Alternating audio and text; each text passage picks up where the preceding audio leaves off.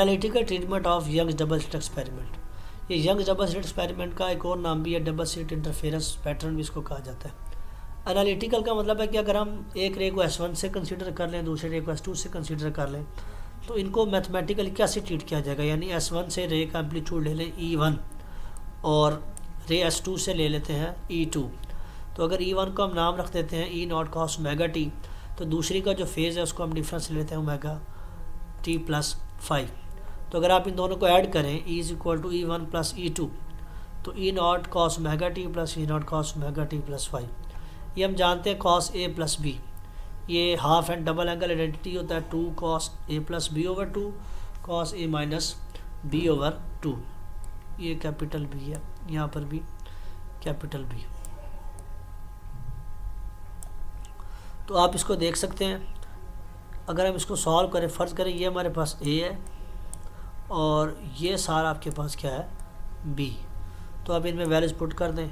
Omega t plus omega T 2 omega T over 2, 2 से 2 cancel हो जाएगा, प्लस 5/2।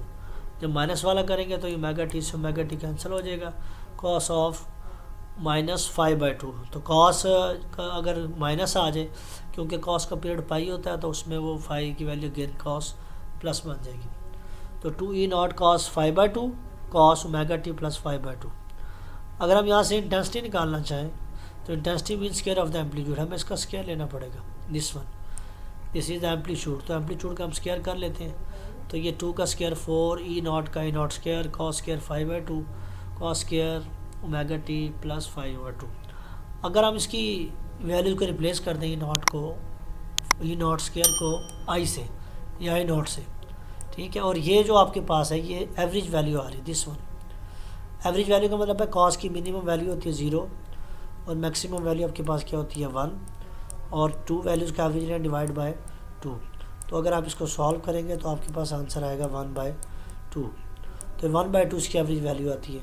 ये हम यहाँ पर पुट कर देंगे, कॉस स्क्वायर 5/2 इंटू 1/2।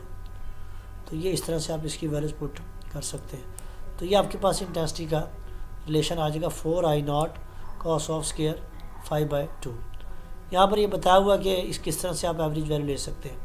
अगर आप डायग्राम से देखें यहाँ से कि ये जो पाथ डिफरेंस है इसकी हम वैल्यू निकाल सकते हैं। अगर ये एंगल थीटा है तो ये चीज़ बनेगी del is equal to d sine theta. ये डी ऊपर चला जाएगा, ठीक है, del is equal to d sine theta. तो इस तरह से आप इसके अंदर ये वैल्यूज़ इसमें पुट कर सकते हैं। यानी इसमें सॉरी, अगर आपसे कहा जाए सिंपली पाथ डिफरेंस से निकाले एनालिटिकल ट्रीटमेंट से, तो आप लिख देंगे del is equal to d sine theta. अगर मैक्सिमम आएगा तो ये d sine theta must be equal to m lambda आ जाएगा, और अगर मिनिमम आएगा तो एम प्लस हाफ या m plus one lambda by 2। तो ये यंग स्लिट एक्सपेरिमेंट का पार्ट 2 भी हो सकता है। तो यंग स्लिट एक्सपेरिमेंट में हमारे पास एक्सपेरिमेंटल सेटअप था, और ये सारा आपके पास एनालिटिकल या उसका मैथमेटिकल ट्रीटमेंट है कि किस तरह से आप यंग स्लिट एक्सपेरिमेंट को या डबल स्लिट एक्सपेरिमेंट को एक्सप्लेन कर सकते हैं।